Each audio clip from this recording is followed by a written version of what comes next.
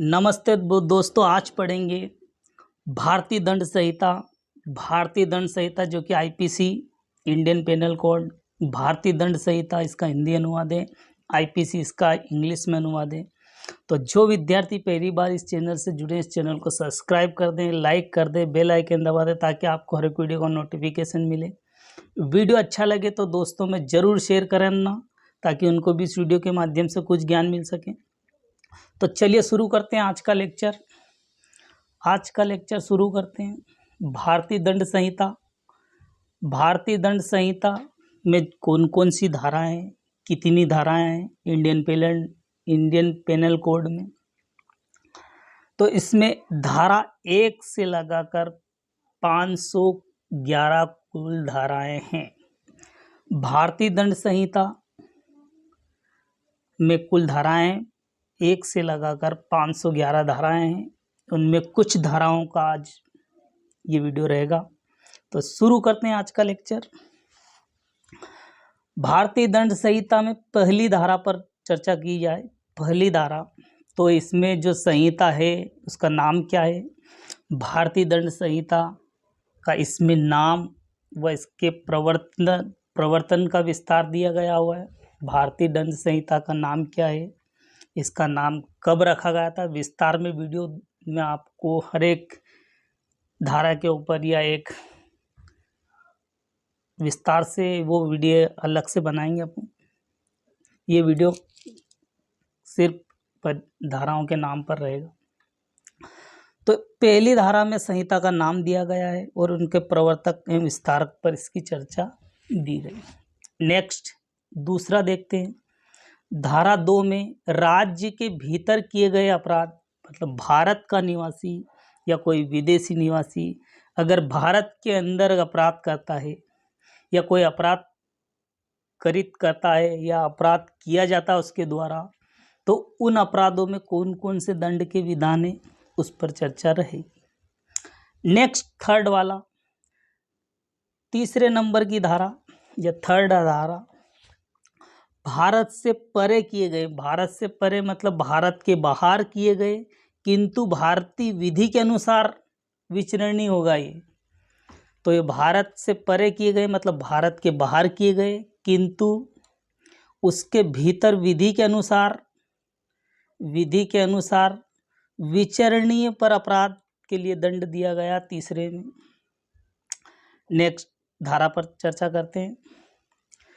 चौथी धारा, fourth number की धारा में जो राज्य में कौन कौन से क्षेत्राधिकार हैं या क्षेत्र में कौन कौन से अधिकार हैं, कौन कौन से अपरदेशीय अधिकार हैं, तो क्षेत्र के बारे में, राज्य का क्षेत्र क्या क्या है उसके बारे में इस पर चर्चा की जाएगी।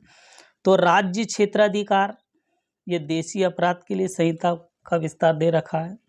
नेक्स्ट धारा देखते हैं, 5वीं।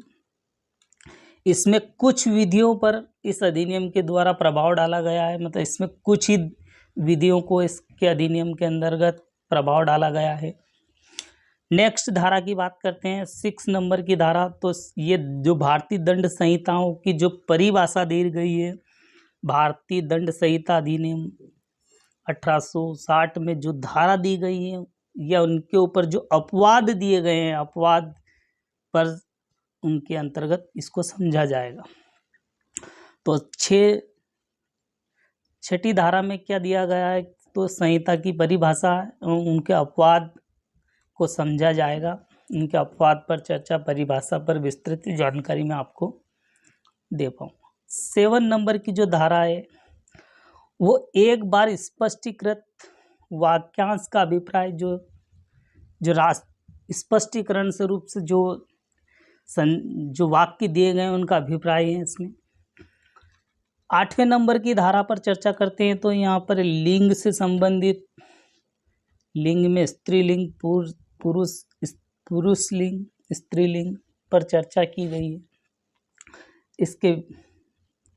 इसमें नेक्स्ट धारा देखते हैं।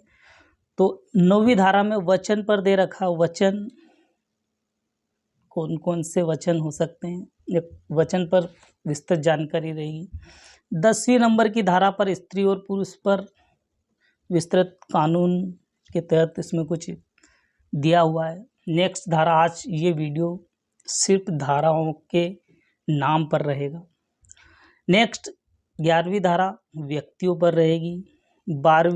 12 क्रम की धारा जनता में इसका वर्गीकरण दे रखा है, जो जन सामान्य भी कहा जाता है इसको। जन सामान्य में जो जो जनता के क्या है, जनता पर इसका विस्तृत टिप्पणी है। 13वां में किन की परिभाषा दी रखी है। 14वां क्रम की धारा में सरकार या सेवक, सरकार में जो सेवक कर्मचारी काम करते हैं उनके विषय में दिया गया 14 नंबर की धारा में। नेक्स्ट धारा देखते हैं 15 नंबर की। 15वीं नंबर की धारा देखते हैं तो ब्रिटिश इंडिया की परिभाषा दी गई है इसमें। 16वें क्रम की धारा देखते हैं तो गवर्नमेंट ऑफ इंडिया की परिभाषा दी गई है। 17वें नंबर पर देखते हैं, 17 नंबर की धारा पर देखते हैं, 17 नंबर की धारा पर विस्तृत चर्चा करते हैं। 17वें क्रम की धारा पर चर्चा करते हैं तो इसमें सरकार का उल्लेख दिया गया है। सरकार का, सरकार में राज्य सरकार, केंद्र सरकार पर विस्तृत में दिया गया। 18 नंबर की जो धारा है उसमें भारत, पूरे भारत में क्या क्या व्यवस्था है, क्या क्या भारत पूरे इंडिया की को समझाया गया, दर्शाया गया। 19 में देखते हैं तो न्यायाधीश का उल्लेख किस धारा के अंतर्गत है, तो 19 के अंतर्गत है। नेक्स्ट 20वीं धारा पे जो न्यायालय होते हैं, मुंसिफ न्यायालय, सुप्रीम कोर्ट, हाई कोर्ट, जिला न्यायालय पर तहसील कोर्ट, जिला न्याय पर जिला न्यायालय, उच्चतम न्यायालय, हाई कोर्ट, सुप्रीम कोर्ट पर इसके बारे में विस्तृत जानकारी दी गई। नेक्स्ट देखते हैं 21 नंबर की पर चलते हैं तो इसमें लोक सेवक, जो लोक सेवक रहते हैं, जो सेवक रहते हैं उनके बारे में विस्तृत जानकारी दी गई है। नेक्स्ट 22वें क्रम की जो चल संपत्ति है उस पर विस्तृत जानकारी दी गई है। 23वें क्रम की जानकारी सदोष, अभिलाप या हानि पर दी गई हुई। 24वें क्रम की धारा बेईमानी, जो बेईमान लोग होते हैं, जो बेईमानी का उनका बेईमानी करने का जो पेशा होता है या बेईमानी किस प्रकार की जाती है, उस 24वें क्रम पर बेईमानी करना की धारा दर्शाई गई है। 25वें क्रम की धारा पर कपटपूर्ण व्यवहार करना, किसी के प्रति दुष्प्रभाव रखना, ये धारा 25 में दिया गया। 26 में देखते हैं विश्वास करने का कारण, किसी पर भी विश्वास करना का जो कारण होता है उस किसी पर भी विश्वास नहीं करना चाहिए, इस पर इस 26 नंबर के क्रम की धारा पर दर्शाया गया। 27वें क्रम की धारा जो पत्नी लिपिक या सेवक के कब्जे में जो संपत्ति होती, जो पत्नी जो लिपिक जो के सहायक होते हैं उनके कब्जे में कोई संपत्ति आ गई हो तो उसके बारे में 27वें क्रम पर टिप्पणी दी गई है। पत्नी या लिपिक सेवक के कब्जे में संपत्ति होना। 28वें क्रम की धारा कूटकरण की धारा है, जो कि कूटकरण दर्शाया गया इसमें। 29वें क्रम की धारा दस्तावेज पर है।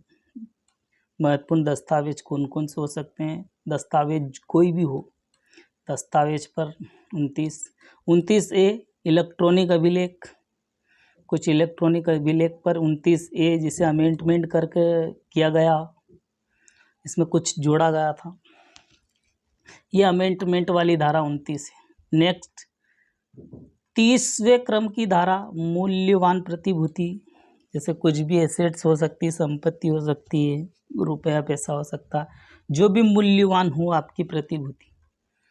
नेक्स्ट 31 पर चर्चा करते हैं तो बिल के बारे में 31 पर बताया गया है। 32वें क्रम की धारा कार्यों को दर्शाने वाले शब्द जिसके अंतर्गत अवैध लोप न हो या अवैध लोप शामिल न हो या अवैध लोप शामिल हो, अवैध लोप शामिल होते हैं किसी भी कार्य को दर्शाने वाले शब्द। 33वें क्रम की धारा कार्य या लोप, किसी भी कार्य को करने का लोप होना।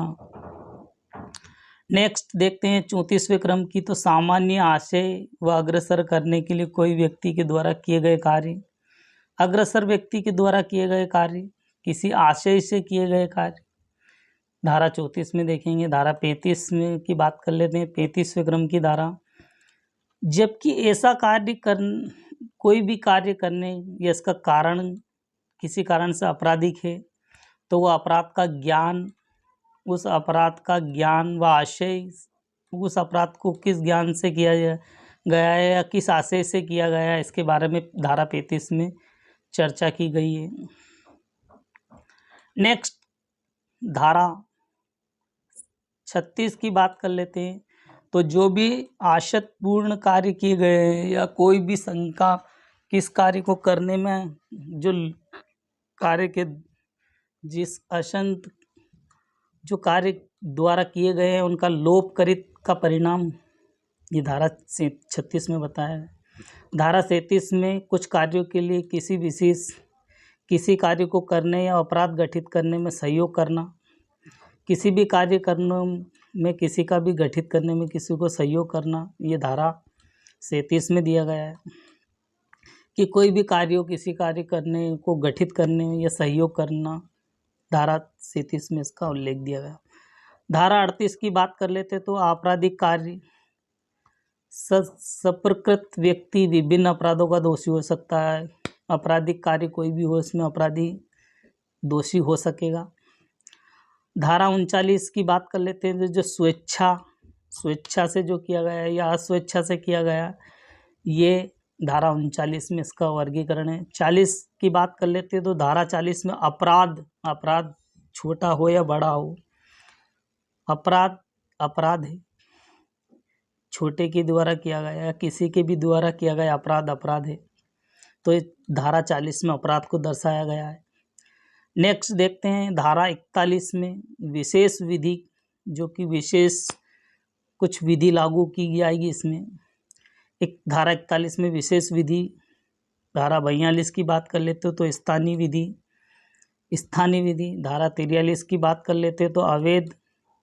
धारा 44 की बात कर लेते हो क्षति या नुकसान कुछ भी हुआ हो, इसके बारे में धारा 44 में वर्गीकरण किया गया। धारा 45 की बात कर लेते हैं तो जीवन मनुष्य के द्वारा या किसी प्राणी के द्वारा, सिर्फ जीवन के बारे में दिया गया है। 46 मृत्यु में सजा का प्रावधान या किसी कारण से किसी को मृत्यु करना, धारा 46 में दिया गया है। धारा 47 में जीव जंतु जो भी प्राणी है, जीव जंतु, उनके बारे में विस्तृत जानकारी है।